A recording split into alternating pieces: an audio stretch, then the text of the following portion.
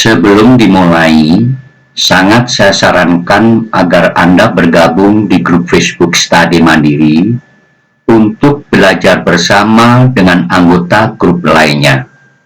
Dalam bahasa Inggris, terdapat berbagai macam jenis kata kerja. Berdasarkan jenis, bentuk dan fungsinya, verb atau kata kerja dibagi menjadi beberapa jenis, di antaranya dynamic verb, kata kerja dinamis, static verb, kata kerja statis, kemudian ada transitive verb, intransitive verb, serta regular dan irregular verb, kata kerja beraturan dan kata kerja tidak beraturan. Agar mengetahui perbedaannya, mari kita bahas satu persatu. Yang pertama, tentang dynamic dan static verb, kata kerja dinamis dan kata kerja statis. Ada baiknya kita mengenal terlebih dahulu dari definisinya, bahwa dynamic verb atau kata kerja dinamis disebut juga sebagai action verb yang secara sederhana bisa dikatakan sebagai kata kerja yang menyatakan aksi yang dilakukan oleh subjek dari sebuah kalimat.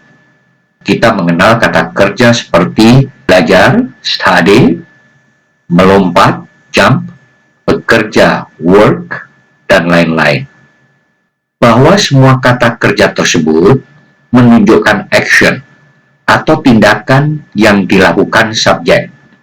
Makanya, dynamic verb juga disebut sebagai action verb, kata kerja dengan action, kata kerja yang memerlukan action atau tindakan.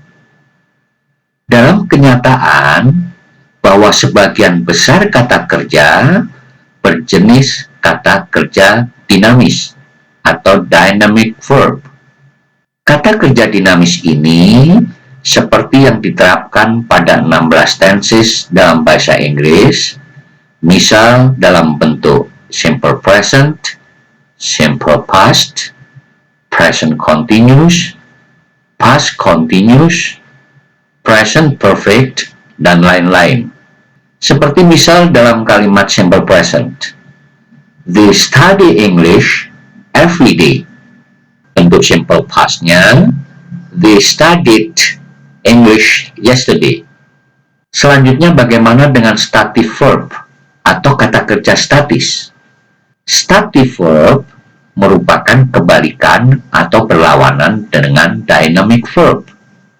Kalau dynamic verb adalah kata kerja yang memerlukan action atau tindakan, maka stative verb adalah kata kerja yang tidak memerlukan action atau tindakan. Kata kerja statis ini menyatakan keadaan atau situasi atau kondisi yang tidak berubah atau malah cenderung tidak berubah. Kata kerja statis biasanya berhubungan dengan emosi, hubungan, indera, dan pernyataan yang menyatakan pengukuran atau perbandingan. Berbagai kata kerja statis misalnya, kata kerja know, tahu, understand, mengerti, believe, percaya, like, suka, dan masih banyak yang lainnya. Dapat dikatakan hampir semua atau lebih dari 90% statis verb, kata kerja statis, tidak bisa digunakan dalam bentuk continuous atau bentuk ing form, verb 1 plus ing. Artinya, peristiwa yang sedang dilakukan, continuous. Sebagai misal, kita tidak bisa mengatakan I am remembering you. Secara gramatikal, tentunya kalimat ini salah. Yang benar, I remember you. Kata kerja statis tentunya bisa dalam bentuk lainnya, selain bentuk continuous tentunya. Seperti dalam bentuk present perfect. I have remembered you. Past perfect. I had remembered you. Dan lain-lain. Kemudian yang kedua tentang kata kerja transitif dan kata kerja intransitif.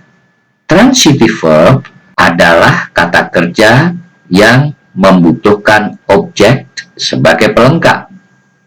Misal, Ronaldo scored a goal again last night. Ronaldo mencetak gol lagi semalam.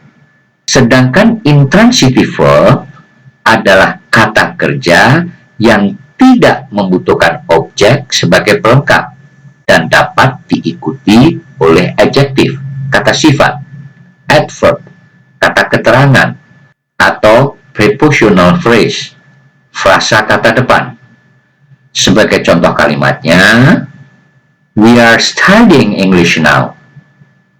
Perbedaan kedua bahwa transitive verb memiliki passive form, kalimat pasif, berbeda dengan intransitive verb yang tidak memiliki passive form, kalimat pasif.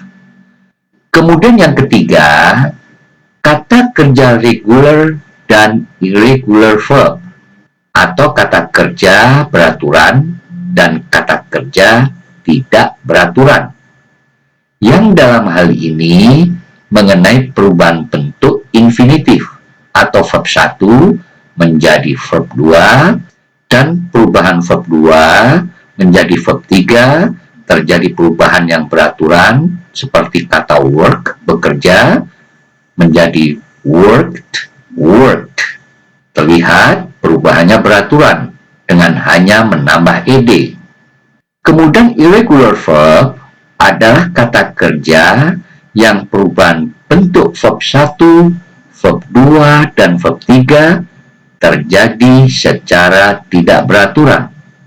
Sebagai misal, kata kerja verb 1 pergi, go, verb 2-nya went, dan verb 3-nya gone. Sehingga irregular verb perlu dihafal.